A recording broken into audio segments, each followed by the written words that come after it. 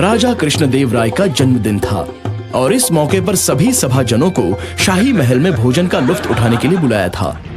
जब रामा वापस अपने घर पर लौटते हैं तो राजमहल में खाए हुए भोजन की तारीफ करते नहीं थकते और सबसे ज्यादा वहाँ खाए हुए बिना बीज के बैंगन करी की। बिना बीज के बैंगन? जरूर आप कोई गलती कर रहे हैं, हर बैंगन में बीज होता है। नहीं, मैं गलत नहीं हूँ। कर्मचारियों ने बताया कि वो बैंगन का पेड़ एक परदेसी ने दिया था और वो पेड़ बस उसी शाही बगीचे में ही मौजूद है। ऐसी बात है? तब मुझे भी थोड़ा दो, मुझे भी उसे चखने दो और देखने दो कि वाकई वो कितनी स्वादिष्ट है। नहीं नहीं, मैं नहीं ला सकता। किसी को भी शाही बगीचे से कुछ तोड़ने की अनुमति नहीं है।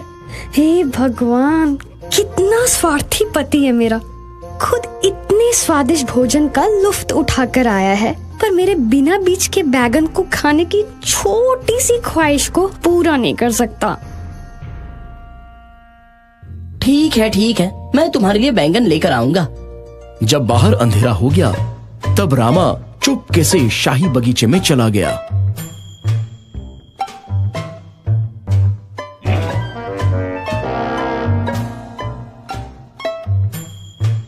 उसने धीरे से कुछ बैंगन तोड़े और जितनी जल्दी हो सके वो घर वापस आ गया।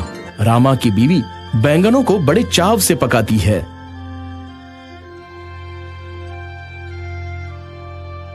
ये दुनिया का सबसे स्वादिष्ट बैंगन है जो मैंने आज पहली बार चखा है। हमारे बेटे को भी बुलाओ, उसे भी चखने दो।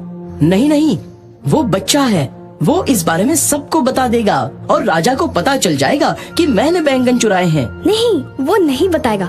जाओ, उसे उठा कर लाओ।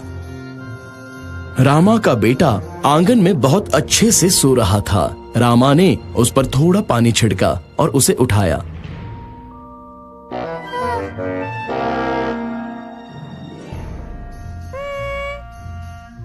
उठो बेटा, बारिश हो रही है, चलो जल्दी अंदर चलो। ये लो बेटा, इसे खाओ। अगले दिन महाराज, बगीचे से कुछ बैंगन गायब हो गए हैं। महाराज, ये जरूर रामा का काम है। कल वो ये जानने के लिए बहुत उत्सुक था कि वो स्वादिष्ट करी किससे बनी थी।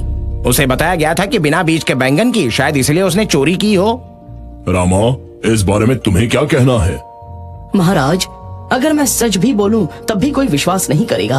ये माना जाता है कि बच्चे कभी झूठ नहीं बोलते। क्यों ना आप मेरे बेटे से ही पूछ लीजिए। रामा के बेटे को सभा में बुलवाया गया।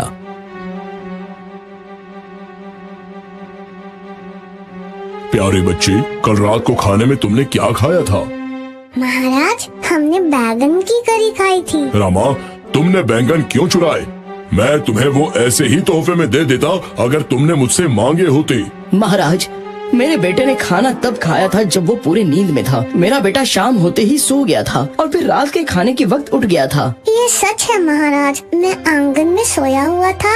जब बारिश होने लगी तब पिताजी मुझे उठाकर अंदर ले गए। इस बात पर सबको यकीन हो गया कि जरूर बच्चा बहुत ही नींद में होगा। बारिश तो हुई ही नहीं थी और नींद में डूबा बच्चा जरूर समझ नहीं पाया होगा कि उसने खाने में क्या खाया है। उस शाम जब रामा और राजा नदी किनारे टहल रहे थे। रामा, मैं अभी भी अचंभे में हूँ कि किसने शाही बगीचे के बैंगन चुराए होंगे।